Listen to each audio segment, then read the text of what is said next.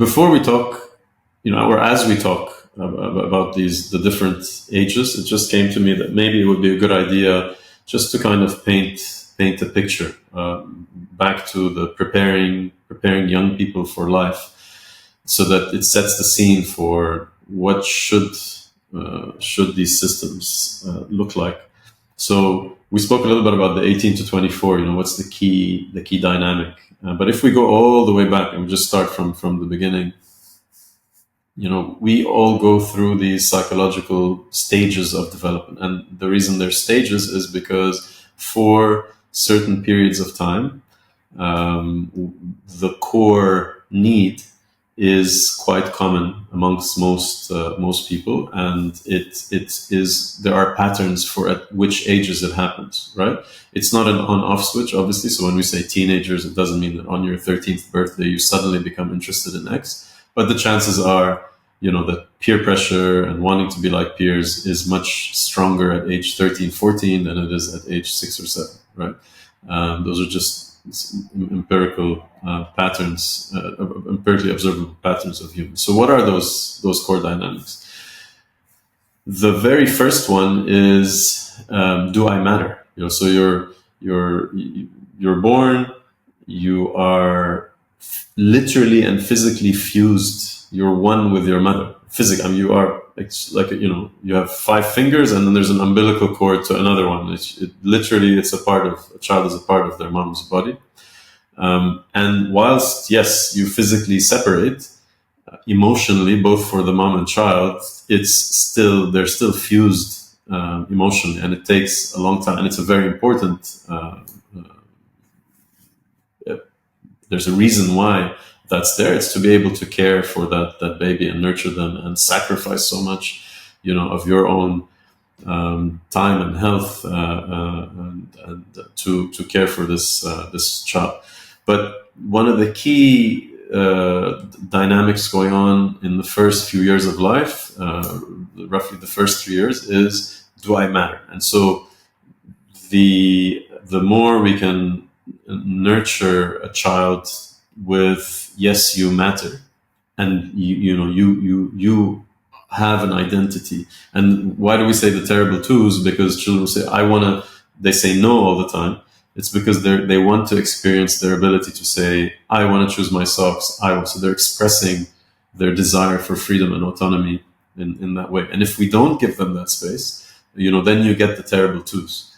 So if you see how these stages evolve, then you think of what parents can do if they're aware of those stages. They would behave and parent differently, knowing that those stages, what do they mean, and how to, and what's coming next.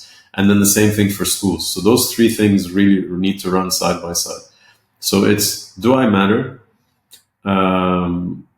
And with this confidence of, yes, I do matter, I got, the love, etc. The next is that starts to flow in, and that question continues, the do I matter your whole life. But what then comes online is, I can do, I want to make my own, things, right? I want to be responsible. I want to make my sandwich. I want to do this.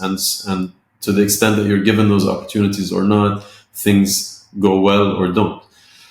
And then there's as you get to roughly around, so that's the 3 to 6 period. And then as you get to the 6 to 12, and you're starting to look at, now we're talking about elementary school, there's this into middle school, there's this, what is the world about? There's a sort of a stability in terms of who I am, if things have gone well.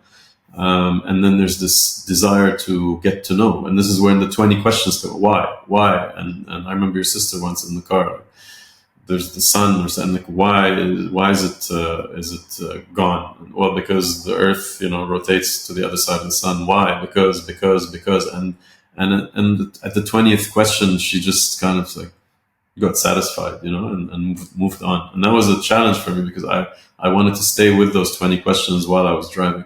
But that's the period when kids want to discover how stuff works. There's this curiosity, there's this desire to do things in groups, etc. And then you hit the teenage years, and there's this from the cocoon of the parents. Again, if things are going well, where you're really like, you look up to your parents, they're everything, they've done everything, they're always right, etc. You start to find that, that's not necessarily the case. And what's emerging there is, who am I? And one of the first answers to that question is, I'm not my parents, which is true, and that's why you tend to focus on how you're different from your parents. And to the extent that your parents realize that and give you space, while keeping an eye on the big picture, it can be a very rebellious stage or not. And the next then stage is, what will I do? What is my purpose? What will my contribution be? What am I going to do in my life? So, do I matter? Can I do things on my own? What is the world about? Who am I? And then putting those two things together. Who am I in this world? What will I do in this world? And so, if you look at schools, that's really what they should be mapping to and optimizing for, and doing that hand in hand with the parents.